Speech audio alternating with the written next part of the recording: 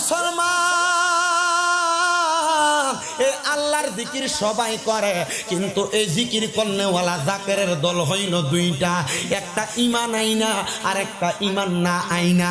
যারা ইমান আইনা আল্লাহর ডাকে তাদের অবস্থা মরার সময় বড় ভালো, যারা ইমান না আইনা শুধু আল্লাহর পথে চলে বইলা বইলা ডাকে এরার অবস্থা বড় খারাপ ভয়াবহ হবে। ওই ইমানদার এবং বেঈমান, ইমানদার এবং বেআমল, আমলওয়ালা এবং বেআমল ব্যক্তিদের কথাগুলো আপনাদের কাছে বলতে চাই। ওই যে বলছিলাম কত মানুষ মারা যাওয়ার সময় বিছানার মধ্যে প্রস্রাব পায়খানা কইরা দেয়, এটার কারণটা আপনারা একটু মনোযোগ দিয়ে শোনার চেষ্টা করবেন।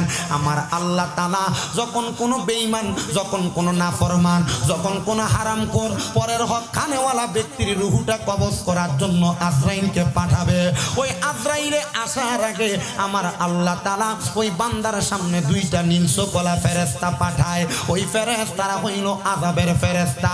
ওই ফেরেশতারা বান্দার সামনে আইসা বান্দার সামনে যখন দাঁড়ায়, ওই বান্দাটা ফেরেশতাদের চেহারা দেইখা, নীল চোখগুলা দেইখা বান্দা ভয়ে বিছানার মধ্যে প্রস্রাব পায়খানা করে দেয়। এ মুসলমান, তুমি যদি মারা যাওয়ার সময় বিছানার মধ্যে প্রস্রাব পায়খানা করে দাও, একবার চিন্তা করে দেখো আমার আল্লাহ তাআলার বান্দারা বলবে, বান্দাটা মনে হয় আল্লাহ তাআলার আযাবের ফেরেশতার মুখ দেইখা মারা গেছে। হায়রে আমার বাবা, হায়রে আমার পর্দার অন্তরালের মা বোনেরা, এবার যখন ওই বান্দা বিছানায় প্রস্রাব পায়খানা কইরা দেয়, বান্দাটার সামনে আজরাইল আলাইহিস সালাতু ওয়াস সালাম হাজির হয়ে যায়। আজরাইলটা হাজির হওয়ার সাথে সাথে ওই বান্দাটা আজরাইলের সঙ্গে কথা বলার চেষ্টা করে, কিন্তু বান্দার হায়াত তো শেষ হয়ে গেছে, বান্দা তো আজরাইলের সঙ্গে কথা বলতে পারবে না। ওই সময় বান্দার দুই চোয়ালের মাঝখানে বান্দার জিহ্বাটা কামড় পড়ে যায়। ও মুসলমান, বান্দার দুই চোয়ালের মাঝখানে জিহ্বাটা কামড় পড়ার পরে এবার বান্দা আজরাইলকে তার চোখের ইশারা দিয়া বোঝানোর চেষ্টা করে। এবার বান্দার চোখটা আজরাইলের ভয়ঙ্কর চেহারার দিকে তাকায়া বান্দার চোখটা উপরের দিকে উল্টে যায়। এবার বান্দার সামনে যখন আজরাইলে আসে, আসার সাথে সাথে বান্দার বুকটার মধ্যে আজরাইলের হাতটা রাইখা বান্দার রুহুটা যখন কবজ করবে, আমার রহমতের নবীর বর্ণনা, নবী জানায়া দেয় উম্মত, বান্দার শরীরের উপরে যখন আজরাইলের হাতটা শুধু রাখবে, রুহু কবজ করে নাই, তখন বান্দার কাছে মনে হবে দুনিয়ার সবচাইতে বড় বড় পাহাড়গুলা মনে হয় বান্দার বুকের উপর চাপিয়ে দিছে। না রে, শুধু তাই না, ওই বান্দার বুকের মধ্যে তাইকা আজরাইলে হাত দিয়া যখন রুহুটা কবজ করে নিয়ে যাবে, ওই বান্দার কত কষ্ট হবে জানো? একটা ছাগল জীবিত অবস্থায় থাকলে, একটা বকরি জীবিত অবস্থায় থাকলে, ওই ছাগল বকরিটার জীবিত অবস্থায় লটকায়া দিলে, শরীরের চামড়াটা জীবিত অবস্থায় টাইনা টাইনা চিরা ফেললে ওই বকরিটার যত কষ্ট হবে, একটা বেঈমান বেআমলের, একটা নাফরমানের তত কষ্ট হবে। ও মায়ার নবী, এত কষ্ট পাওয়ার পর বান্দাটারে কি মাফ করা হবে? বলে বান্দার মরণ থেকে কষ্ট তো শুধুমাত্র শুরু হইল, বান্দার রুহুটা নিয়ে যখন আজরাইল ফেরেশতা যাবে, ওই ফেরেশতা নাকের মধ্যে এমন ভাবে কাপড় দিয়া ঢাকনা দিবে, বান্দার রুহু নিয়ে সামনের দিকে যাবে। বান্দা বলবে, রে আজরাইল, আমার রুহু নিয়ে যে সামনের দিকে এত তাড়াতাড়ি যাও, তুমি যদি জানতা আমার জন্য আল্লাহ তাআলা কত যন্ত্রণাদায়ক শাস্তি রেডি করে রাখছে, তাইলে তুমি এত তাড়াতাড়ি আমারে নিয়ে যাইতা না। এবার বান্দা রুহু নিয়ে যাবে প্রথম আসমানের সামনে। প্রথম আসমানের সামনে যখন নিয়ে যাবে, প্রথম আসমানের সামনে সারিবদ্ধ অনেকগুলা ফেরেশতা বান্দার দিকে তাকায় তাকায় থু থু নিক্ষেপ করবে। হায়রে, কেন থুতু নিক্ষেপ করবে? একটাবারও কি চিন্তা করলা না? আমার রহমতের নবীজি হাদিসে জিবরাইলের মাধ্যমে জানাইয়া দিতেছে, রে উম্মতের দলেরা, বান্দার দিকে থুতু নিক্ষেপ করার পর জিবরাইল ফেরেশতা জিজ্ঞাসা করবে, তোমরা এই বান্দা ইন্তেকাল করার পরে বান্দার দিকে কেন থুতু নিক্ষেপ করো? তখন ফেরেশতারা বলবে, এই বান্দা গুনাহ করতে করতে, হারাম খাইতে খাইতে, পরের হক খাইতে খাইতে, নামাজ না পড়তে পড়তে, ইবাদত থেকে দূরে থাকতে থাকতে, সুদের টাকা খাইতে খাইতে খাইতে গোশের টাকা খাইতে খাইতে বান্দার রুহুটা একটা দুর্গন্ধযুক্ত রুহ হয়ে গেছে। এই জন্য আমরা বান্দার রুহুর দিকে আমরা থুতু নিক্ষেপ করি। এই সুদখোরেরা জাফলং এলাকায় যদি থাকো, এই ঘুষখোরেরা এলাকার পার এলাকায় যদি থাকো, এই পরের জমি দখল করিনারা যদি এই মাহফিলে তাইকা থাকো, চিন্তা করে দেখো তোমার রুহুটার দিকে ওই ফেরেশতারা থুতু নিক্ষেপ করবে। এবার বলেন সুদখানার মতো ঘুষখানার মতো এমন বালা মানুষ এই জাফলং এলাকায় আছে না না? কম না বেশি? আরে শুধু বেশি না, আমরা সমাজের মানুষ এই সুদখোররে ধরে নিয়ে মসজিদের সভাপতি বানাই। আমরা সমাজের মানুষ এই সুদখোর আর হারাম করে ধরে নিয়ে মসজিদের সেক্রেটারি বানাই। আমাদের সমাজের মানুষ এই সুদখোর ঘুষখোর হারামখোর গুলারে ধরে নিয়ে এলাকার সর্দার আর মাতাব্বর বানায়। আল্লাহর কসম তিরমিজি শরীফ 2211 নম্বর হাদিস আল্লাহর নবী কয়, যখন দেখবা সমাজের মানুষ নিকৃষ্ট লোকদেরকে সমাজের নেতৃত্ব দেওয়ার জন্য দাঁড় করা দেয়, মনে করবা তোমাদেরকে আযাব গজব পাকড় করতেছে। ও মুসলমান, সুদখোর ঘুষখোর গুলাতে সমাজের মসজিদের সভাপতি হয়, এটা নতুন কিছু না। আল্লাহর নবী বইলা গেছে আরো 1500 বছর আগে, এটা কিয়ামতের আলামত, আযাবের লক্ষণ। এবার আপনারা বলেন এই হারামখোর গুলা যখন মরার পর কবরের শাস্তিটা কি কম না বেশি? এবার বলেন এই সুদখোরের পরিমাণ সোনার বাংলাদেশে কম না বেশি? ও বন্ধু, শুধু সুদ না রে, সুদ তো খায়, আবার এই সুদের টাকাটা নিয়ে ঝগড়া লাগলে এমন ভাবে লাইগা যায়। এই সুদখোরটার ক্ষমতাটা দেখবা বেশি থাকে এলাকায়, ঘুষখোরটার ক্ষমতাটা দেখবা এলাকায় থাকে বেশি। বলে হুজুর কেন বেশি থাকে? ও বাবা, বেশি থাকার কারণ হইল কারণ তার হারাম টাকা দিয়া সে তার জবরদস্তি শক্তি বাড়ায়, আর ওই শক্তি দিয়া মানুষের সঙ্গে লাগার চেষ্টা করে। না না না, মনে রাখবা ইন্না বাকুশা রাব্বিকা লাশাদীদ, নিশ্চয় আল্লাহর ধরা শক্ত ধরা। আল্লাহ যদি ধরে তোমার মতো 10-15-20টা সুদখোর আসলো কোনো কাম হবে না। এবার আপনারা বলেন ওই সুদখোরগুলা সমাজ থেকে বয়কট করানোর দরকার আছে না নাই? কিন্তু মুসলমান, বাংলার সমাজের এমন অবস্থা, মানুষ হয় সুদ খায়, নয় সুদ দেয়, নয় সুদের সাক্ষী হয়, নয় সুদের স্ট্যাম্প লেখালেখি করে। এমন অবস্থা বাংলাদেশের মধ্যে অভাব নাই। আবার এখন সিস্টেম উল্টে গেছে গা, বেড়ারা সুদ খায় না, বাড়ি বাড়ি বেরিয়েতে সুদের ব্যবসা করে। কথা কথা ঠিক কিনা? ওরে বাড়ি বাড়ি কিস্তির নাম দিয়ে যে সুদের ব্যবসা চলে, এই সুদের ব্যবসার নামক বাইরের থেকে তো তারা সরাইতে পারত না। আমি বলবো আম্মুজিরা, সুদের টাকা দিয়া দামি গোস্ত খাইবা কোনো লাভ হবে না। বাবাজিরা, হারাম টাকা দিয়া দামি কাপড় পরবা কোনো লাভ হবে না। তোমাদের কাছে আমার আবদার হইল, যদি কবরে গেলে জান্নাতের পোশাক পরতে যাও, হারাম খানা ছাড়ো, মানুষের বাড়িতে মুনি দিবা, মাটি কাটবা, পাথর কুড়াইবা, তবুও কোনোদিন দুনিয়ার জমিনে হারাম খায়ও না। মনে রাখবা হারামের কোনোদিন আরাম হয় না। আবার সুদের এখন একটা ইন্টারন্যাশনাল নাম হয়ে গেছে, এলাকাতে মানুষ সুদখোর বলবে, এজন্য এলাকাতে সুদে খায় না। এককালীন নিয়ে ব্যাংকের মধ্যে 10-20 লাখ রাখা দেলায়। এটার নাম দিছে এখন FDR।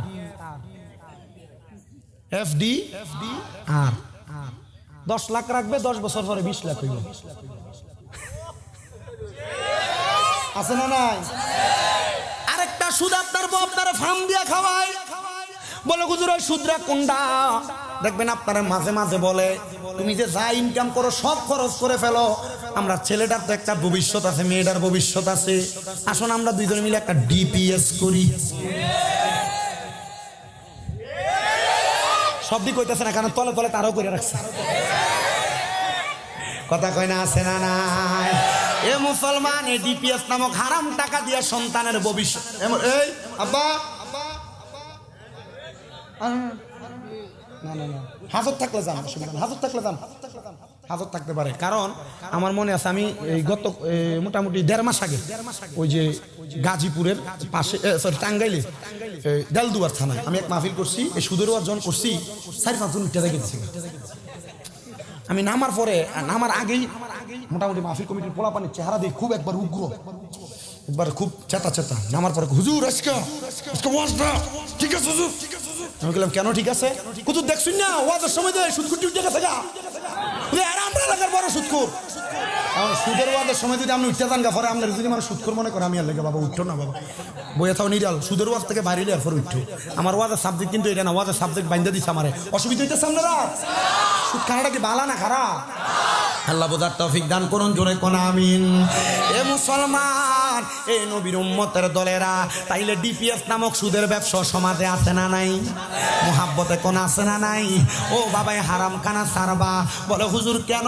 এ হারাম খাইয়া জায়গা জমি দখল কইরা, মানুষের টাকা মিথ্যা বইলা খাইয়া, অপহরণ কইরা, মানুষের জমি দখল কইরা, মিথ্যা কথা বইলা, ব্যবসা কইরা, ওজনে কম দিয়া তুমি যত রকমের পয়সা বানাও না কেন, কবরে যাওয়ার পর তোমার শাস্তি কিন্তু কম হবে না।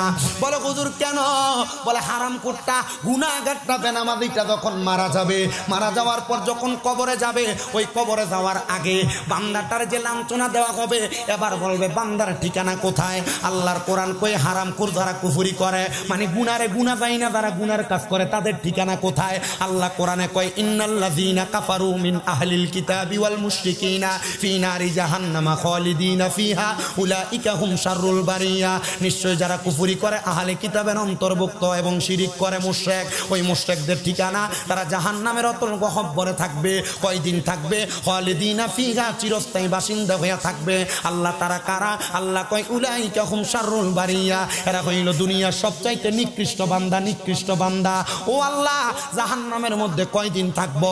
আমরা তো কথার কথাই বইলা ফেলি। কবরের মধ্যে প্রশ্ন করবে তিনটা, মান রব্বুকা ওয়া মান দীনুকা ওয়া মান নাবিয়ুকা। না না বাবা, এ হারামখোর নাফরমানগুলা কবরে গেলে কোনো সওয়ালের জবাব নাই, কবর থেকে ডাইরেক্ট ফিডা শুরু। বলে হুজুর কেমনে ফিডা? আল্লাহ তাআলা সর্বনিম্ন 3000 বছর এই বান্দাদেরকে জাহান্নামের আগুনে জ্বালাইবো। জাহান্নামের আগুনে এমনি জ্বালাইতো না, জাহান্নামের আগুনের রং হবে তিনটা, একটা লাল, একটা সাদা, একটা কালা। লাল রঙের আগুনে 1000 বছর জ্বালায়া, সাদা রঙের আগুনে 1000 বছর জ্বালায়া, কালা রঙের আগুনে 1000 বছর জ্বালায়া বান্দারে তাকাসুর নামক একটা জায়গাতে দাঁড় করাইব। দাঁড় করানোর পরে ওই বান্দাকে প্রশ্ন করবে, বান্দা কি বলো, বলো কি বলবা বলো। ওরে বন্ধু, আপনি কোন অন্যায় করলে কেউ যদি মাত্র 3টা বেতের বাড়ি দিয়ে আপনি আপনার অন্যায়ের কথা স্বীকার করবেন, তখন তো বান্দা মাফ চাওয়ার কথা, আল্লাহ আমারে মাফ করে দাও। বান্দা তখন মাফ চাইবে না, বান্দা 3 বার বলবে পানি পানি পানি।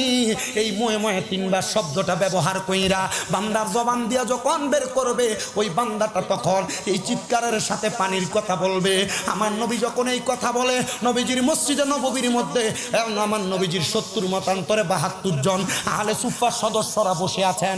আমার নবীজি এই কথা বলতেছেন, সাহাবায়ে কেরাম চোখের পানিগুলা ছেড়ে দিয়ে কান্দে, ইয়া রাসূলুল্লাহ, এমন কঠিন মুহূর্তে কি ওই ব্যক্তিকে পানি দেওয়া হবে না?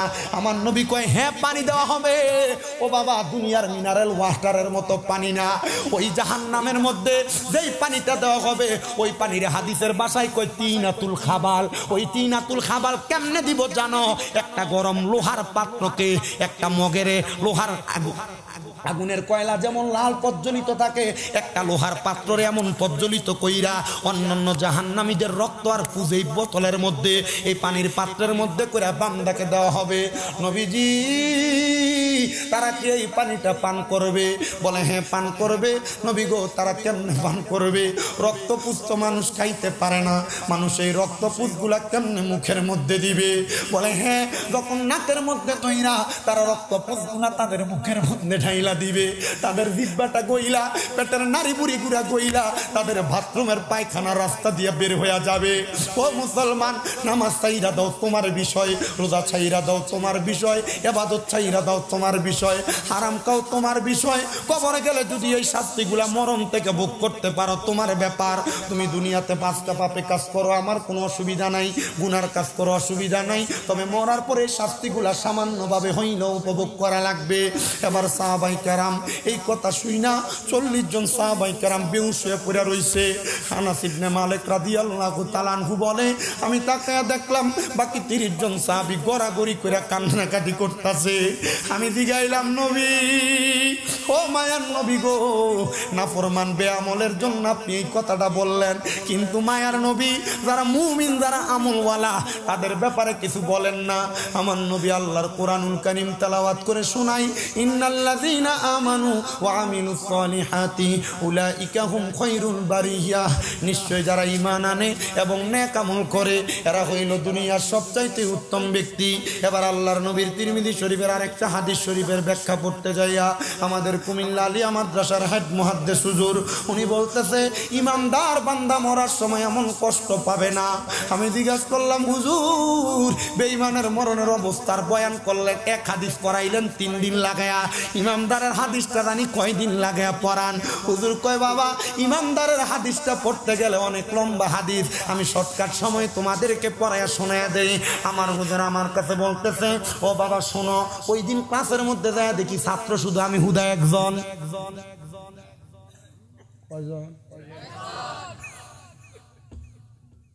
আগের 3 দিন হাদিস পড়াইছে কয়টা? একটা। মৃত ব্যক্তি যদি, এই ব্যক্তি যদি হারামখোর হয়, নাফরমান হয়, তার মরার অবস্থা। 3 দিনে হুজুর শুধু কাঁদছেন আধা ঘন্টা করে, এই কথাগুলো বলছেন আর কাঁদছেন। হুজুর বলে আজকে কার কাছে পড়াম? হুজুর আমারে পড়ান, আমি ওয়াজে ওয়াজ করতে গেলাম। হুজুর আমারে পড়াইছেন, আল্লাহর কসম করে বলি যেখানে যায় এখন শুধু এই ওয়াজটা করতে গেলাম। হুজুর মরার যে ওয়াজটা করেন এটা করেন না। আপনি মরণকে ভয় করেন আর না করেন, আমার দায়িত্ব আপনাকে বলে দেওয়া। হ্যাঁ আব্বা এগুলো বললেন না, এখন যেমন আছে এমনি কি করার, এমন আর কিছু করা যাবে? আমার নিজের কষ্ট হইতেছে কিন্তু কিছু করার নেই, চালাই নিতে হবে, সময় নষ্ট হবে। আমার হুজুর আমার বলতেছেন, আরে ইমানদার বান্দার কাছে আজরাইলে একবার আসবে না। বলে হুজুর কেন? এ 2 বার আসবে না। হুজুর কেন? বলে 3 বার আসবে না। হুজুর কেন? বলে ইমানদারের কাছে আজরাইল আসবে 4 বার, কিন্তু রূহ কবজ করতে পারবে না। আরে ইমানের স্বাদ এত মজা,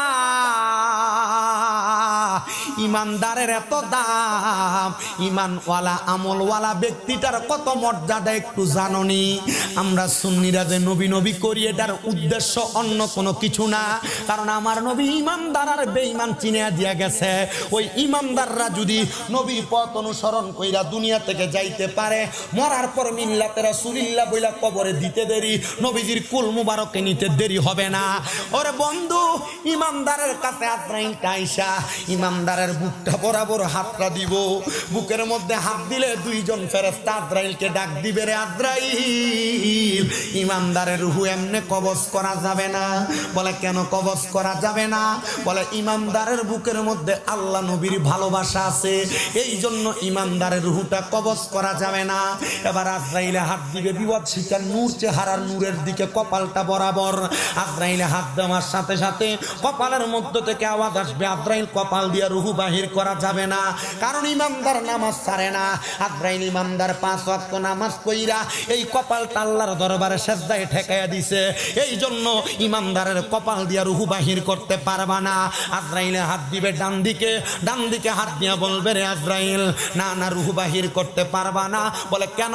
কারণটা কি? বলে ডান দিকে ইমানদারের মা বাবার খেদমত আছে।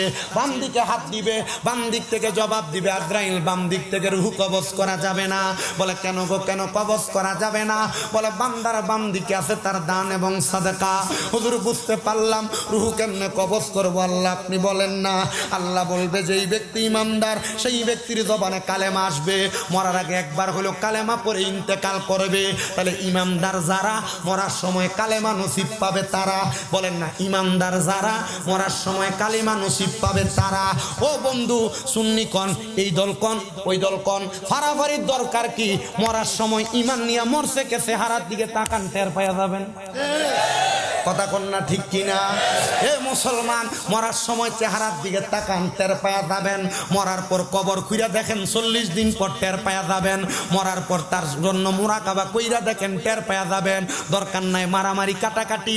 আহলে সুন্নাত সঠিক দল আর কোনটা বেঠিক দল, কোনটা বেঠিক দল আমি বুঝাইতে আসি নাই। আমি শুধু আহলে সুন্নাত সঠিক দল বুঝাইতে আসছি, অন্য কোন দল নিয়ে দ্বন্দ্ব লাগাইতে আসি নাই। তবে একটা কথা মনে রাখবা, কবরে যদি নবীকে নবী বইলা পরিচয় দিতে চাও, কবরে যদি নবীকে আপন করে পাইতে চাও, সুন্নিয়তের পতাকা তলে থাইকা আমার নবীর প্রেমে জীবন দিয়া এই দুনিয়ার জমিন থেকে নবীর আদেশ মোতাবেক আমল করে কবরে যাইবা।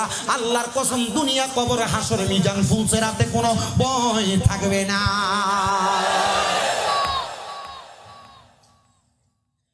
কোনো কথা নাই, ভালো লাগতেছে আমার কাছে। মারহাবা বলেন না।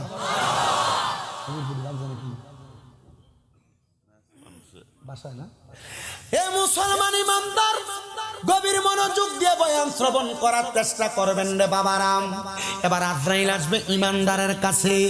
ও বাবা, বেঈমানের রূহ যখন নিছিল, বেঈমানের কষ্টটা কেমন? জীবিত বকরির চামড়া ছিঁড়া ফেললে যেমন কষ্ট, বেঈমানের তেমন কষ্ট, কিন্তু ইমানদারের এমন কষ্ট হবে না। নবী কেন বলে? ইমানদার কালেমা পড়বে, জবান দ্বারা বাতাস বের হবে। ছোট্ট একটা বাচ্চা দুধের জন্য কান্নাকাটি করলে, তার মা তার মাথার মধ্যে হাত বুলে দিলে বাচ্চা যেমন ভাবে ঘুমায়া যায়, ইমানদার এমন ভাবে ঘুমায়া যাবে, ইমানদার মরার কষ্ট টের পাবে না। হায়রে আমার জাফলং এলাকার পারের বাবারা, ও জাফলং এলাকার পর্দার অন্তরালের আম্মুজিরা, আমি তোমরার পায়ে দইরা কই গো মা, যদি মরতে হয় ইমানদারের মতো মরবা। মরার সময় টের পাবা না, রুহুটা যখন কবজ করবে। বেঈমানের রুহু কইছে এত তাড়াতাড়ি নিস না, আর ইমানদারের রুহু বলবে আমারে তাড়াতাড়ি নেও না কেন রে আজরাইল। তুমি যদি জানতা আমার আল্লাহ তাআলা আমার জন্য কত কঠিন নিয়ামত রেডি করে রাখছে, তাইলে তুমি আমার এত আস্তে আস্তে নিতা না। এবার আজরাইল ইমানদারের রুহুটা হাতে করে নিয়ে যাবে। নেওয়ার সময় আজরাইল তো বেঈমানের রুহু নেওয়ার সময় নাকে লাগাইছিল কাপড়, কিন্তু ইমানদারের রুহু নেওয়ার সময় লাগাবে না। আর প্রথম আসমানের সামনে যায় দেখবে, প্রথম আসমানের সামনে যায় দেখবে আসমানের ফেরেশতারা আহলা ওয়া সাহালান মারহাবান দুয়ুফুল্লাহ, দুয়ুফুর রহমান বইলা আল্লাহর মেহমান বইলা স্বাগতম জানায়। কিরে বেঈমানের থুতু দেয়, ইমানদাররে স্বাগতম জানায়। তাইলে আমরা তো ইমানদার হইয়া মরাই তো উত্তম। এ মুসলমান শুধু তাই না, এবার আজরাইলে ইমানদারের রুহুটা নিয়ে যখন যাবে, আসমানের দিকে যাইতে যাইতে আমরার এলাকায় এক জাতের মাছ আছে, যেই মাছ হাতে নিলে পিছলে জায়গা ছালি দিয়া ধরা লাগে। কি মাছ? ইমানদারের রুহু আজরাইলের হাতে থাকবে না, এমন ভাবে ফিসলে যাবে গা, আজরাইলের হাতে ইমানদারের রুহুটা রাখতে পারবে না। বলে হুজুর কেন গো? ইমানদারের রুহু যখন আজরাইলের হাতে থাকবে না, আজরাইল ডাক দিয়ে বলবে আল্লাহ রুহুটা কি করব? বলে জান্নাতে যাও, যাহাবি ওয়াল ফিদ্দাত স্বর্ণরূপার পেয়ালা নাও, স্বর্ণরূপার পাত্র আইনা ইমানদারের রুহুটা রাখবে, সেখানেও থাকবে না। এ আব্বুজিরা, তখন আমার আল্লাহ তাআলার ফেরেশতা জিবরাইল আল্লাহর কাছে জানতে চাইবে গো আল্লাহ রুহুটা কি করব? কোন জায়গায় তো থাকে না। আল্লাহ কোরআনের আয়াত তেলাওয়াত করে ওই আজরাইলকে শোনায় দিব। তোমার কি স্মরণ নাই ওই কথা? বলে কোন কথা? আমি আল্লাহ বলেছি ওয়ালা তাকুলু লিমান ইউকতালু ফি সাবিলিল্লাহি আমওয়াত বাল আহইয়াউ ওয়ালাকিন লা তাশউরুন। যারা আমি আল্লাহর রাস্তায় চলে যায় এরা মরা না, এদেরকে মৃত বলে ধারণা কইরো না। আল্লাহ কেন? আল্লাহ কয় বাল আহইয়াহুম, তারা জিন্দা। এই সিলেট এলাকা সহ সারা বিশ্বের আনাচে কানাচে শাহজালাল ইয়ামিনী সহ 360 আউলিয়া সহ যত হক্কানি রাব্বানি পীর মাসের কাছে এরা মরে নাই, মরে নাই। এদেরকে আমার আল্লাহ তাআলা আবার তাদের মাঝে রুহু ফিরিয়ে দিছে। নারে তাকবীর, আল্লাহু আকবার, নারে রিসালাত, ইয়া রাসূলুল্লাহ, আহলে সুন্নাত ওয়াল জামাত জিন্দাবাদ, জিন্দাবাদ। বাঁচাও ইমান, বাঁচাও দেশ। শাহজালালের তলোয়ার, ও তো আসতে মারছে গর্জে উঠুক আরেকবার। এখন ঠিক আছে, মারহাবা হো, আরো জোরে কোন না মারহাবা। মুসলমান, তাইলে আপনি তো পীরের কাছে যান, কথা সত্য, কিন্তু আপনি এখনো পর্যন্ত পীরের মতো অলি হওয়ার চেষ্টা করলেন না। তাহলে আপনিও যদি মরেন, আপনি মরার পরে আপনার রুহু পর্যন্ত পৌঁছবে না, দেহ পর্যন্ত পৌঁছবে না। কারণ আল্লামা ইকবাল রহমতুল্লাহ আলাইহির কথা এবং মসলাকে আলা হযরত সহ অন্যান্য উলামায়ে কেরাম এই কথারে সাক্ষী দেয়। কয় মুহাম্মদ কি গোলামো কা কাফন মেলা নেহি হোতা। আরে মুহাম্মদ সাল্লাল্লাহু আলাইহি ওয়াসাল্লামের গোলামের শরীর পচবে দূরের কথা, এদের কাফনও ময়লা হবে না। এই কথা বলেন না ঠিক কিনা? যারা মুহাম্মদ সাল্লাল্লাহু আলাইহি ওয়াসাল্লামের গোলামি করবে, আহলে সুন্নাত ওয়াল জামাতের আকীদা মোতাবেক তার ঈমান তার আমলকে পরিপূর্ণ রাখা ইন্তেকাল করতে পারবে। মরার পর তার দেহ পচবে না, তার কাফনের কাপড়ে ময়লা পর্যন্ত লাগবে না। কথা কোন না?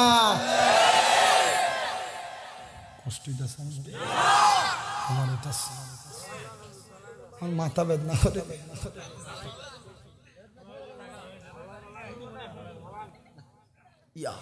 ওইটার দোষ ছিলাম, না আপনি আরো বাড়াই 12টা 10 বর্তনে বাইরে শীত 11টা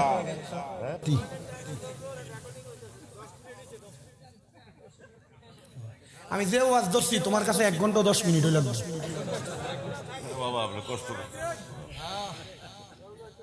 আছেন আপনারা আমার কোনটা খোয়া লাগতো না আমি সপ্তাহ বাইঙ্গিয়ার বাদ স্টেজে আলহামদুলিল্লাহ আলহামদুলিল্লাহ কইছেন নি যদি লাগে তো আপনি আগে দিলেন যে 2 লাখ এটা লাগা কি তোলা না কইন যে বলে হুজুর আমি আগে দিমু 2 লাখ তান কে সভাপতি নেই হ্যাঁ আপনি সভাপতি দুইটা তো আমার ডাইনার বাম 2 লাখ 4 লাখ ছাড়া থাকতাম না আপনারা আসুন না আমার লাগা আসুন না আপনারা তারা 2 লাখ দিলে আপনারা বেজারই পাইনি আসুন খুশি হইবা কয় লাখ এখন ওয়াজ চলে আচ্ছা 2 লাখ রেডি নি রেডি কইলে আমার ওয়াজ সভাপতি সাহেব কি তোমার চলো রেডি দেখছেন ও তোমরা লড়ো না কেন যাও বিরিয়ানি রামছে 13 ডে খেলে খাইতো পরে টিয়া আগে ওয়াজ আগে ওয়াজ হইতো টিয়া দেখবা আল্লাহর হ্যাঁ ওয়াজ হইতো সবাই একটু দরুদ শরীফ পড়েন আল্লাহুম্মা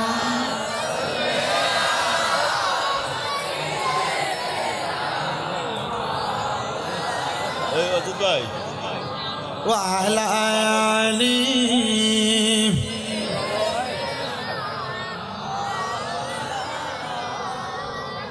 محمد اللهم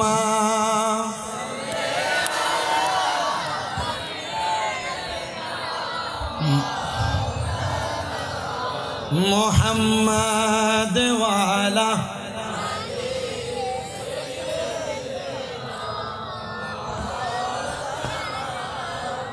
আমার মরণের কত দিন বাকি আমি জানিলাম না গো আল্লাহ মরণের কত দিন বাকি আমার মরণের আমি জানিলাম না গো আল্লাহ মরণের আর রাইলাসিয়া যখন হস্তে দিবা ধরি তখন আমার মনাবাই করবে লুকা চুরি আমি বুঝিলাম না গো আল্লাহ মরণের বাকি আমার মরণের কত আমি জানিলাম ও আল্লাহ মরণের আর হায়াত হইল হাতে বাইরে মত হইল পায়ে যেই জায়গায় যার মরণ লেখা সেই জায়গায় সে মরে আমি বুঝিলাম না গো আল্লাহ মরণ বাকি আমার মরণের কত আমি জানিলাম না গো আল্লাহ মরণ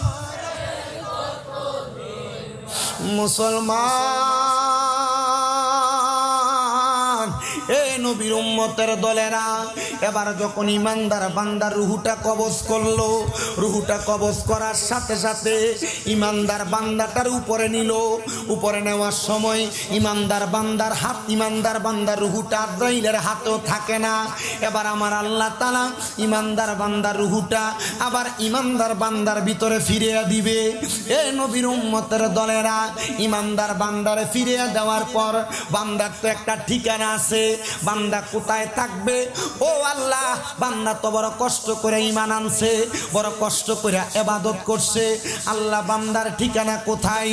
এবার আমার আল্লাহ তাআলা কোরআন কারীমের আয়াত তেলাওয়াত করে শোনায় দেয়, জাযাউহুম ইনদা রাব্বিহিম জান্নাতু আদনিন তাজরি মিন তাহতিহাল আনহার।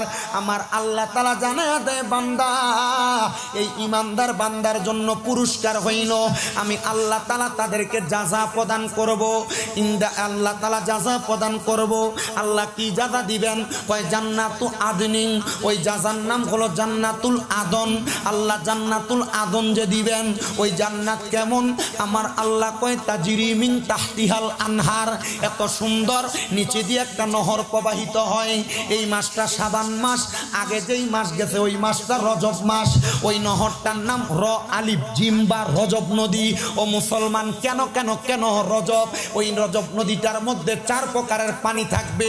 এক প্রকার পানি হইল ইন্না আতাইনা কাল কাউসারের পানি। ওই পানি কারা পান করবে? কয় যারা ঈমান নিয়ে ইন্তেকাল করবে তারা এই কাউসারের পানি পান করবে। 2 নাম্বার সারাবান তাহুরা থাকবে, পবিত্র পানি থাকবে। ও মায়ের নবী গো, ওই পবিত্র পানি কারা পান করবে? বলে পবিত্র পানি তারা পান করবে যারা কোনোদিন নেশা করে নাই। মুসলমান আপনারা বলেন, জাফলং সিলেট এলাকায় নেশাখোর নাই? কম না বেশি? মানুষের খল দিয়েও রাখে না, চুরি করে লয়ে জায়গা ডেক ডেকসি রোজে দিতে পারে না, এমনও চোর আছে না নাই? কথা কয় না, আছে না নাই? এ মুসলমান, নেশা করে যখন নেশা করতে পারে না, বেড়াটা উঠতে জায়গা, তখন এই নেশাখোর কলগুলা চুরি করে, ডেক ডেকসি চুরি করে, রাস্তাঘাটের মানুষের মোটরসাইকেল চুরি করে, মানুষের মাল সামান চুরি করে। এটা নেশাখোরের খাসিয়ত। আল্লাহর নবী কয় যারা কোনোদিন নেশা করে নাই তারা সারাবান তাহুরা পান করবে। 3 নাম্বার আর একটা পানি থাকবে জান্নাতি লাবান। মায়ার নবী গো, ওই জান্নাতের পানি কারা পান করবে? আমার নবী কয় জান্নাতের লাবান, ওই দুধরা পান করবে তারা। নবী গো কারা? বলে কেউ যেন যদি কোনোদিন কারোর হক মাইরা না খায়, মানে জমি দখল না করে। আমরা সমাজে অনেক ভাই আছে, মা বাপ মারা যাওয়ার পর ভূইন্ডে সম্পদ বুঝাইয়া দেয় না। আমাদের সমাজে অনেক বেড়া আছে যে ভাই মারা গেছে, ভাইয়ের ছেলে মেয়েকে সম্পদ বুঝাইয়া দেয় না। এ মুসলমান ইমাম, যেটা কোনটা ফাতরামি করে, এই মৌলবী কোনটা ফাতরামি করে আর কোনটা সঠিক, এটা আমি বুঝি। আপনি বুঝছেন নি কথা? আমার বয়স কম, আমি দাখিল পরীক্ষার পর থেকে ওয়াজ করি। মুসলমান ইমানদারের দলেরা গভীর মনোযোগ দিয়ে বয়ানটা শ্রবণ করার চেষ্টা করবেন। জান্নাতের দুধ পান করবে তারা। বলে হুজুর কারা জান্নাতের দুধ পান করবে? ওই ব্যক্তি যারা কোনোদিন নেশা দ্রব্য পান করে নাই। হুজুর আপনার কাছে জানতে চাই আরেকটা প্রকার পানি কারা পান করবে? বলে ওই পানিটার নাম হলো জান্নাতের মধু। নবী গো, ওই জান্নাতের মধু কারা পান করবে? বলে জান্নাতের মধু তো তারা পান করবে। বলে তারা কারা? যারা কোনোদিন জবান দ্বারা মিথ্যা কথা, ফায়সা কথা বলে নাই, তারাই জান্নাতের মধু পান করবে। কিন্তু আমরা ব্যবসা করতে যাই মিথ্যা কথা বলি, বন্ধু বান্ধব চলার পথে সুন্দর গালিগালাজ চলতেছে, কোনো কিছুই মনে করে না। না রে মুসলমান ইমানদারেরা, আপনার কাছে আমার করজোরে আবদার, ফায়সা কথা বলা, মন্দ কথা বলা, গালিগালাজ দেওয়া, এগুলা থেকে দূরে থাকবেন, জান্নাতের মধু পান করতে পারবেন। সাহাবায়ে কেরাম প্রশ্ন করে, নবী গো ওই জান্নাতে কতদিন থাকবে? কয় খালিদিনা ফিহা, জান্নাতে চিরস্থায়ী বাসিন্দা হয়ে থাকবে। কিন্তু বাবা আলেমরা বুঝবে, জিজ্ঞাসা করেন, শেষে একটা শব্দ লাগাইছে আবাদা। এই আবাদা লাগায়া জান্নাতীদের মজা বুঝাই দিছে। জান্নাতীরা জান্নাতে প্রবেশ করবে, চিরস্থায়ী বাসিন্দা হয়ে থাকবে। শুধু তাই না, জান্নাতের মধ্য তাইকা ওই বান্দা বের হতে চাইবে না, বের হতে চাইবে না। নবী গো, ওই জান্নাতে কারা থাকবে? আপনি বলেন না, আপনি বলেন না। আমার নূরের নবী রাহমাতুল লিল আলামিন নবী আল্লাহ তাআলার কোরআন থেকে জানায়া দেয়, রাদিয়াল্লাহু আনহুম ওয়া রাদওয়ান, যারা দুনিয়ার জমিনের মধ্যে সবচাইতে আমার আল্লাহকে বেশি ভয় করেছে, আমার আল্লাহকে রাজি খুশি করেছে, আমার আল্লাহ যাদের প্রতি রাজি খুশি থেকেছে, তারাই ওই জান্নাতের মধ্যে থাকবে, ওই জান্নাতের আরামায়েশ ভোগ করবে। নবী তারা কারা? কয় যালিকা লিমান খশিয়া রাব্বা, দুনিয়াতে আল্লাহকে আল্লাহকে সবচাইতে বেশি ভয় করেছে যারা, ও মায়ার নবী তাহলে আল্লাহকে খুশি করে কারা? আল্লাহ কাদের প্রতি খুশি? আমার নবী রহমাতুল লিল আলামিন নবী জানিয়ে দেয়, রাদার রব্বি ফি রিদাল ওয়ালিদাইন, যাদের প্রতি তাদের মা বাবা সন্তুষ্ট আমার আল্লাহ তাদের প্রতি সন্তুষ্ট। সাখাতুর রব্বি ফি সাখাতিল ওয়ালিদাইন, যাদের প্রতি তাদের মা বাবা অসন্তুষ্ট তাদের প্রতি আমার আল্লাহ অসন্তুষ্ট। তুই তুমি আল্লাহকে সন্তুষ্ট না কইরা তোমার মা বাপরে কষ্ট দিয়া, মা বাপরে খানা না দিয়া, অনেক সন্তান বাইয়ে বাইয়ে ঝগড়া করে মা বাপরে আলাদা করে দেয়, অনেক সন্তান বাইয়ে বাইয়ে ঝগড়া করে মা বাপকে জুদা করে দেয়, অনেক সন্তানেরা বউ কথার কথায় বলছে তোমার ভাইটা দুনিয়ার জমিনের ভিতরে কয় ভাই? 2-3 ভাই, কিন্তু তোমরা যে এই জায়গার ভিতরে বৈশা একা একা তুমি তোমার মা বাপরে ভাত খাওয়াও কেন? তোমার আর 2-3 ভাই কি নাই? এ সন্তান এই কথা শুই না তুমি তোমার মা বাপকে আলাদা করে দিছ, তোমার মা বাপকে জুদা করে দিছ। না রে সন্তান না, ওই আম্মা আব্বারে যদি জুদা করে দিয়া থাকো মাপ চাই তোমার পায়ে দইরা। এই ওয়াজের মধ্যে আইসা না পুরা সিলেট বিভাগের বড় আলেমাইনা ওয়াজ করাইবা, কোনো লাভ হবে না। ওয়াদা কইরা যাইবা, কেউ যদি এমন মা বাপরে তুমি আলাদা করে থাকো এখান থেকে বাড়িতে যাইয়া আম্মা আব্বার পা গুলার মধ্যে ধরবা, ধরা বলবা মা ও আব্বা জান আল্লাহর রাস্তে আমারে মাফ করে দেন। মা বাপ যদি মুখ দিয়া কয় মাফ করছি তাইলে পাও চারবা, নচেত পাও চাইরো না। আম্মা আব্বা মাফ না করলে আমার আল্লাহ তোমারে মাফ করতো না। সন্তান তোমার মনে নাই তোমার আম্মা আব্বার কষ্টের সময়ের কথা? বড় কষ্ট করে মানুষের মতো মানুষ করছে, আব্বা বিছানায় পিঠ লাগাইতে পারে নাই, আব্বা পুরান জামা কাপড় পরছে, জুতা পরতে পরতে পায়ের গোড়ালিটা রাস্তায় লাইগা গেছে, কিন্তু নিজে কোনো নতুন জুতা কিনে নাই। তুমি সন্তানকে দামি জুতা কিনা দিছে, মনে কইরা করে সন্তান ওই জুতা পায়ে লাগায়া তুমি রাত্রবেলা তোমার ঘরের খাটের মধ্যে নিজে হাঁটা চলা করেছো। হায় রে সন্তান তোমার কাছে এখন টাকার অভাব নাই, কিন্তু ওই আব্বার বড় অভাব।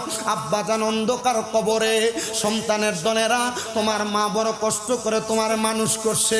ঘরে যদি মুরগিটা দেশি মুরগি ডিমটা পারতো তুমি সন্তানের জন্য রাইখা দিত। 3 টুকরা মাছ রান্না করলে বাবারটা খাইতো, দুপুরবেলা তুমি তোমারটা খাইতা, কিন্তু তোমার মা তার টুকরাটা রাইখা দিত তুমি সন্তানের জন্য। কিন্তু এখন এমন সময় মা দুনিয়াতে নাই, 2-3 বেলা খানা না খাইলে কেউ তোমারে জিগায় না। আগে 1 বেলা খানা না খাইলে মা বারবার কইতো কিরে ফুত পেটটা দি পিঠের সাথে লাইগা গেছে, এখন কেউ তোমার খবর নেয় না। সন্তান এমন মা বাপরে যদি কষ্ট দিয়া থাকো, ওয়াদা করো এখান থেকে বাড়িতে যাইয়া মা বাবার পায়ে ধরে মাপ চাইবা। আজকের মাহফিল কবুল হবে কি হবে না এটার গ্যারান্টি কে দিবে কিনা আমি জানি না, তবে আমি একটা গ্যারান্টি দিয়া যাই, আগামীকালকে যদি শোনো এলাকার কোনো মুরব্বী বাবারা দোকানে বৈশা বলতেছে হ্যাঁ শামীম রেজার ওয়াজ শুই না আমার ফুতে বাড়িতে যাইয়া আমি বাপের পায়ে ধরছে, কোনো মহিলা একজন আরেকজনকে বলে হ্যাঁ শামীম রেজার ওয়াজ শুই না আমার সন্তান আমার পায়ে ধরে মাপ চাইছে, অনেকে চিন্তা করে হুজুর আমি তো কোনোদিন অন্যায় করি নাই, মা বাবার সাথে বেয়াদবি করি নাই, আমিও কি পায়ে ধরবো? আরে পায়ে ধরবা না, পায়ে ধরবা না, মাঝে মাঝে সুযোগ পাইলে আম্মা আব্বার পায়ে সুমা দিবা, সুমা। বলে হুজুর কেন? আরে বাবা আমি শামীম রাজা মাত্র কামেল প্রথম বর্ষে পড়ালেখা করি, কুমিল্লা ইউনিভার্সিটিতে বাংলায় অনার্সের ফাইনাল ইয়ারে, আমার এলএমের কোনো জোর নাই, আমি এলএমের জোর দিয়া কথা বলি না। মাদ্রাসায় ক্লাস 6-7 পড়তে ওলামায়ে কেরামের জবানে শুনছি আম্মা আব্বার কদমের তলে থাকলে, কদমে চুমা দিলে আল্লাহ তাআলা সন্তানের দাম সম্মান ইজ্জত বাড়ায়া দেয়। এ মুসলমানের দল, এই মুসলমানের দল আপনাদের দুয়ার বরকতে এখন কুমিল্লায় আমার 6টা মাদ্রাসা, এই পুরা মাদ্রাসাগুলোর মধ্যে আমার ছাত্রের অভাব নাই। কিন্তু একটা কথা মনে রাখবা, ওই মা বাবারে কষ্ট দিয়া বাপ না দিয়া তুমি যদি দুনিয়াতে যত কিছু করো না কেন, কোটি টাকা কামাও না কেন, কোনো শান্তি পাইবা না। সন্তান এ সন্তানের দলেরা শুধু মা বাবার পায়ে ধরে মাপ চাওয়া না, সুযোগ পেলে আম্মা আব্বার কদমে চুমা দিবা। আমি যেদিন চুমা দিছি এরপর থেকে আল্লাহ আমার ইজ্জত বাড়াইছে, যে ইজ্জতের আমি যোগ্য না, সম্মান বাড়াইছে যে সম্মানের আমি বিন্দু পরিমাণ যোগ্য না। ও মুসলমান আপনারা ওই মা বাবার কাছে মাপ চাইবেন, কিন্তু অনেকে চিন্তা করে হুজুর যাদের বাড়িতে বাবা আছে তারা এখান থেকে বাড়িতে যাইয়া বাবার পায়ে ধরে মাপ চাইবো।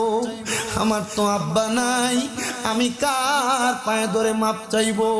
হুজুর, যাদের বাড়িতে মা আছে তারা বাড়িতে যাইয়া মার পায়ে ধরে মাপ চাইবো। আমার তো মা নাই, আমি কার পায়ে ধরে মাপ চাইবো? সন্তান, তোমার মা নাই, তোমার কলিজাটা কষ্টে ফাইটা যায়। আগে টাকা পয়সা ছিল না, মার একটু সুন্দর দামি ফল ফ্রুট কিনা খাওয়াইতে পারো নাই। তোমার মা চিরা জামা কাপড় পরছে, সুই দিয়া শিলিয়া শিলিয়া পরছে, তোমার ঈদের নতুন জামা কাপড় কিনা দিছে। মারে যদি জিগাইতা, কি গো আপনি ঈদের জামা কাপড় কিনেন না? মা কইতে এখন কি আর আমার ঈদের বয়স আসেনি, এখন তোমার কাছে টাকার অভাব নাই, কিন্তু মারে 500 টাকা দিয়া কিনে একটা কাপড় পরাইতে পারো না। সন্তানের দল, ওই মা বাপ যদি কবরে থাকে আল্লাহর কাছে খাস করে দোয়া করবা, আল্লাহ আমার মারে মাফ করে দেন। বলে হুজুর মাফ করে দেন, আমি দোয়া করলে কি কবুল হবে?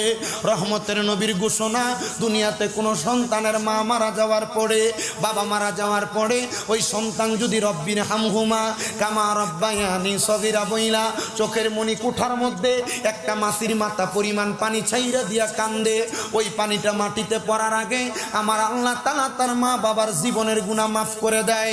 একটু পরে আখিরি মুনাজাত হবে, আপনার মায়ের জন্য দোয়া করা হবে, আপনার বাবার জন্য দোয়া করা হবে।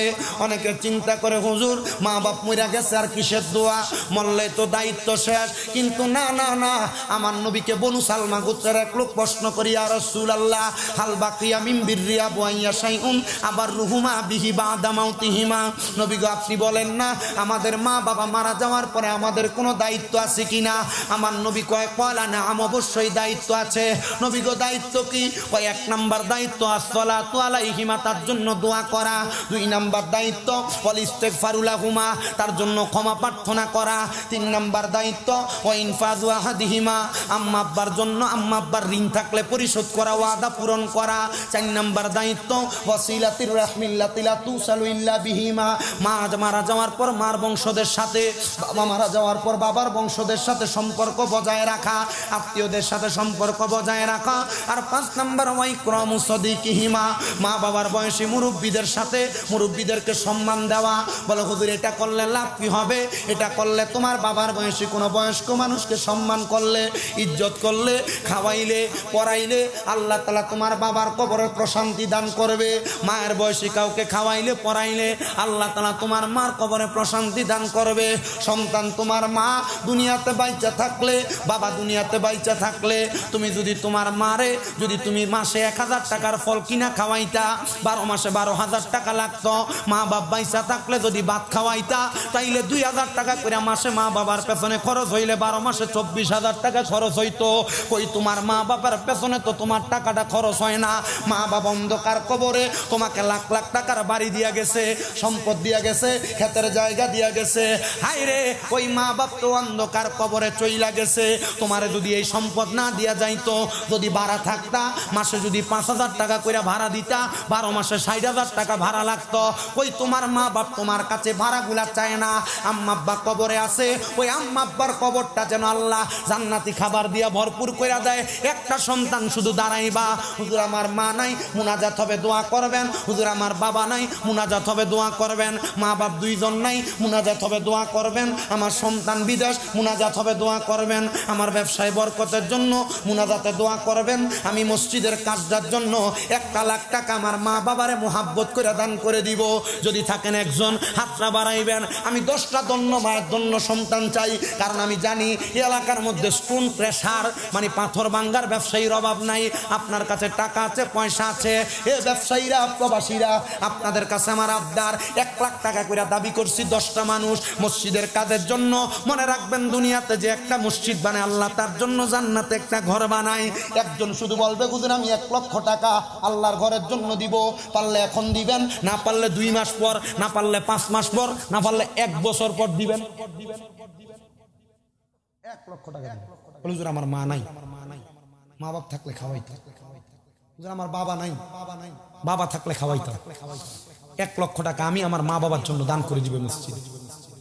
আপনি বুঝেন, আপনার মা বাবা যে জমি দিয়া গেছে যদি 1 ঘন্টা জমি বিক্রি করেন, মা বাবা যদি কবর থেকে যদি একবার সন্তান, আমি বাপ মা তোর এত সম্পদ দিয়ে গেলাম, আমার প্রতি একটু ইহসান করলি না, তখন আপনি আসসালাতু ওয়াসসালামু আলা রাসূলিহিল কারীম রব্বানা যালামনা আনফুসানা ওয়া ইন লাম তাগফির লানা ওয়া তারহামনা লানাকুনান্না মিনাল খাসিরিন রব্বানা আতিনা ফিদ দুনিয়া হাসানাতাও ওয়া ফিল আখিরাতি হাসানাতাও ওয়া কিনা আযাবান নার।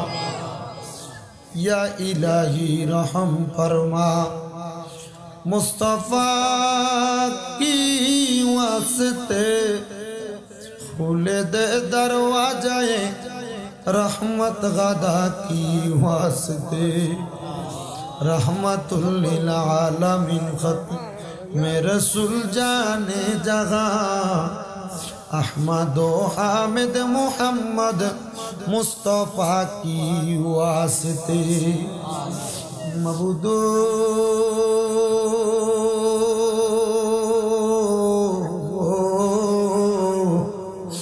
ओ दयाल अल्लाह अपने की आसमाने ना ज़मीने ना पहाड़े ना दरियाय गत जीवने আপনার কত তালাশ করলাম সন্ধান পাইলাম না। আল্লাহ বহু সন্ধানের পরে এই সিলেট জেলার অন্তর্গত ঐতিহ্যবাহী জাফলং দক্ষিণ লাখের পাড় নূরে মদিনা জামে মসজিদের উদ্যোগে 19তম বাৎসরিক ইসলামী সুন্নি মহাসম্মেলন সাজায়া এলাকার উলামায়ে কেরাম, বিশেষ করে আমার দাড়ি পাকা মুরব্বী বাবারা, বিশেষ করে তালেবুল ইলম ছাত্র ভাইয়েরা, আমার যুবক নওজোয়ান ভাইয়েরা, পর্দার অন্তরালের আমার অনেক মা বোনেরা, আপনি আল্লাহর শাহিন শাহী পাক দরবারে মাপ পাওয়ার আশায় গুনাহগার কাঙ্গালের বেশে 2টা হাত বাড়াইছে আল্লাহ। যার হাতটা তোমার কাছে মায়া লাগে, পছন্দ হয়, ওই হাতের উসিলায় আমরার জীবনের গুনাহ তুমি আল্লাহ ক্ষমা কইরা দাও। আমিন। মাবুদ তুমি যদি আমরারে মাফ কইরা দাও, আল্লাহ কারোর কাছে কোনো জবাবদিহিতা করা লাগবে না।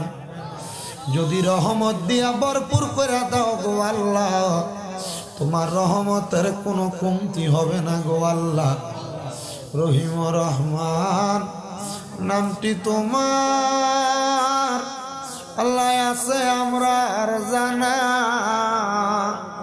সেই নামেরু সিলাই গো গুনাহ করে দাও ক্ষমা। মাবুদ আমরা গুনাহগার, আমরা বদকার, আমরা সিয়াকার, আমরা জীবনের গুনার দিকে তাকাইলে আমরার কাছে বড় ভয় লাগে রে আল্লাহ। আল্লাহ যাদের দুনিয়ার জমিনের ভিতরে এই গুনাহগুলা নিয়ে আমি অদম গুনাহগারের মতো হাত বাড়াইছি, তাদের প্রত্যেকের জীবনের গুনাহ তুমি আল্লাহ ক্ষমা কইরা দাও।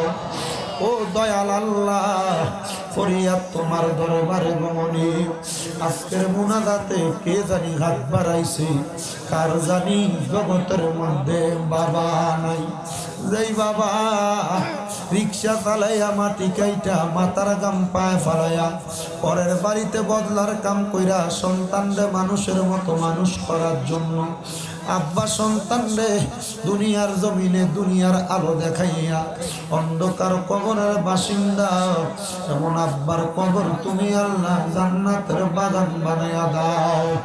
মনি গো কে জানি হাত বাড়াইছে, কার জানি জগতের মধ্যে মা নাই রে মা, হাই রে মা, মারে মা কইয়া ডাকলে কলিজার আগুন ঠান্ডা হইয়া যায়। যেই মায়ের দিকে এক নজরে তাকাইলে কবুল বজরে সাওয়া হইয়া যায়, এমন মা তাদের অন্ধকার কবরে রে আল্লাহ আমার কবর জান্নাতের বাগান বানাইয়া দাও। মরিয়া গিয়াছেন আল্লাহ লাজারার মাওবাফ মাফ করিয়া দেখ না গো আল্লাহ কবরে কত আদর করছেন আম্মায় আব্বা দুধ কলা খাওয়াইয়া এখন কেমনে শুইয়া গো রইছেন কবরে আল্লাহ তাদের মা বাবা কবর আম্মা আব্বার কবর জান্নাতের বাগান বানিয়ে দাও যাদের মা বাবা বেঁচে আছে হায়াতে বরকত দান করো তাদের আম্মা আব্বা অসুস্থ পরিপূর্ণ সুস্থতা নসিব করো আম্মা আব্বার খেদমত করার মতো তৌফিক দান করে দাও রব্বুল আলামিন আল্লাহ মায়ের বংশ বাবার বংশ দাদার বংশ দাদির বংশ আত্মীয় স্বজন আহলে আওলাদ যারা অন্ধকার কবরে কবর জান্নাতের বাগান বানাও আল্লাহ যারা বেঁচে আছে হায়াতে বরকত দান করো অনেকে ব্যবসা করে বরকত দাও চাকরি করে বরকত দান করো তারা পড়ালেখা করে বিদ্যা বুদ্ধি বাড়িয়ে দাও মানের সম্মান ইজ্জতে জিন্দেগি নসিব করে দাও অনেক প্রবাসী ভাইয়েরা বিদেশ থেকে দোয়া চায় আল্লাহ আমার প্রবাসীদের খাস দোয়া তুমি কবর মঞ্জুর করে নাও বিশেষ করে ঐতিহ্যবাহী জাফলং দক্ষিণ লাখের মদিনা জামে মসজিদের 19তম মাহফিলে তারা টাকা দিয়া পয়সা দিয়া শ্রম দিয়া বুদ্ধি দিয়া মাইক দিয়া লাইট দিয়া প্যান্ডেল দিয়া মিডিয়ার ভাইয়েরা সহ সম্মানিত শ্রোতা মণ্ডলী পুরুষেরা পর্দার অন্তরালের মা বোনেরা আল্লাহ প্রত্যেককে তুমি কবুল আর মঞ্জুর করে নাও ও দয়াল আল্লাহ ফরিয়াদ তোমার দরবারে গমনে আমরা গুনাহগারেরা তোমার দরবারে হাত বাড়াইছি গো আল্লাহ এই মাহফিল কিয়ামতের আগ পর্যন্ত কবুল মঞ্জুর করে নাও বিশেষ করে মসজিদের কাজের জন্য 55 20,000 10,000 5,000 1 টাকা পর্যন্ত যারা যারা দান করেছে প্রত্যেকের দানের হাদিয়া সোনার মক্কা মদিনায় পৌঁছায় দাও পর্দার অন্তরালের মা বোনদেরকে কবুল মঞ্জুর কইরা আমরা প্রত্যেকের মরণের আগে আখিরি জবানে মধুর কালেমা পড়াইয়া দিয়ে লা ইলাহা ইল্লাল্লাহ মুহাম্মাদুর রাসূলুল্লাহ সাল্লাল্লাহু আলাইহি ওয়াসাল্লাম আসসালামু আলাইকুম ওয়া রাহমাতুল্লাহি ওয়া বারাকাতুহু সম্মানিত উপস্থিতি আপনাদেরকে একটি দাওয়াত দেওয়া হচ্ছে আগামী